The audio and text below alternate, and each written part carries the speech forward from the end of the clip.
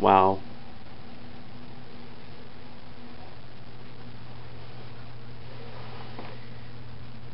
If you really want to understand the subject of panic disorder, it is imperative to be familiar with what is the meaning of panic disorder, how these attacks affect your life, and the mechanisms that will enable you to cope with this disorder.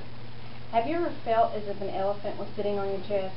What about an overwhelming urge that you are losing control? If the answer is yes, then you may be experiencing a panic attack.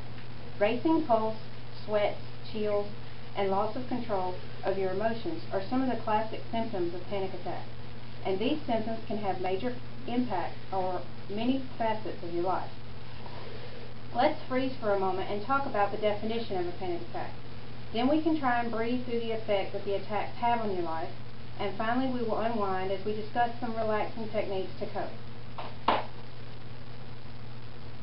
A panic attack is the body's way of responding to fear or extreme stress. Adrenaline, which the body produces naturally when it needs to react to danger, goes into overdrive, and the end result is panic attack. Genetics, physiology, and outside environmental stimuli all play a role in panic disorder. According to MindDisorders.com, studies of families show that panic attacks seem to run in families. If you have a family member that suffers from panic disorder, you are 4 to 10 times more likely also to suffer from panic attacks.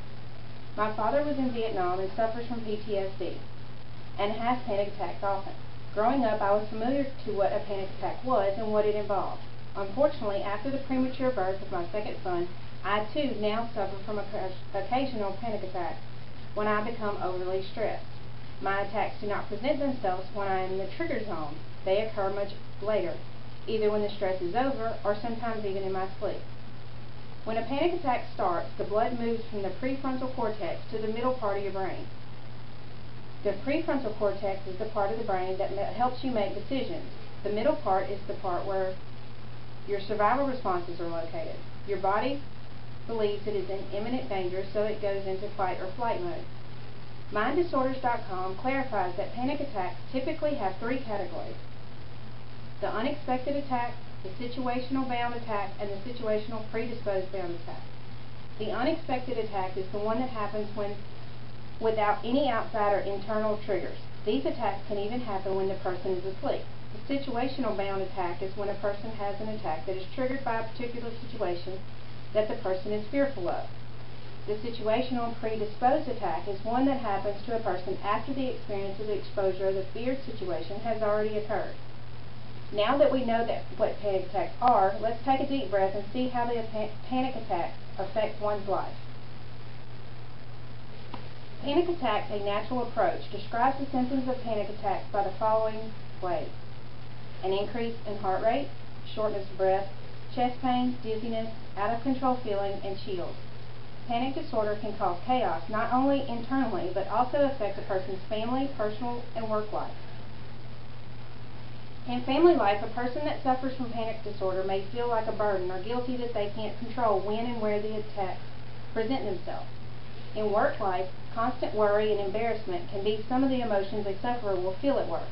They are concerned that coworkers will find them to be incompetent and not be able to perform their duties.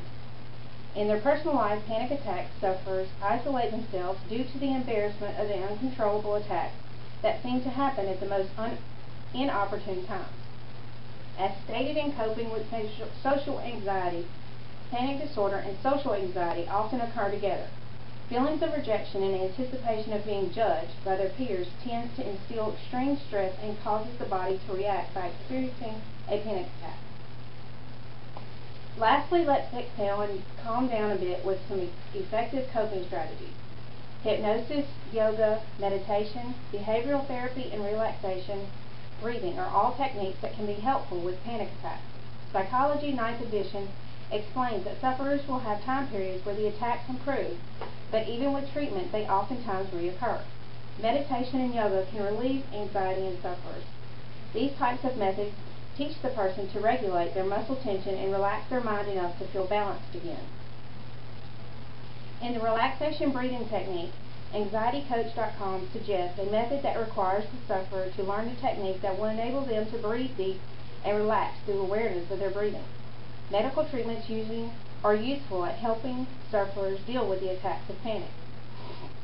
Antidepressants like Wellbutrin, Premarin, and Disoril are medicines prescribed by doctors to manage the symptoms of the disorder.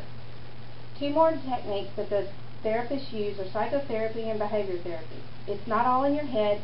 Describes psychotherapy as a therapy that is useful in the treatment of anxiety disorder. This therapy helps the person understand the root of their anxiety and try to control their excessive worry. Behavior therapy is one that takes a learned behavior and replaces it with a more appropriate behavior that is positive. The negative stress is substituted for a neutral positive response to stress. States it's not all in your head.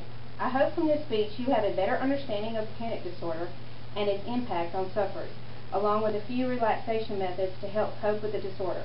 So the next time you feel your chest tighten, your pulse start to race, and you feel as if you're losing control, you may think you're having a heart attack, but chances are you're experiencing a panic attack.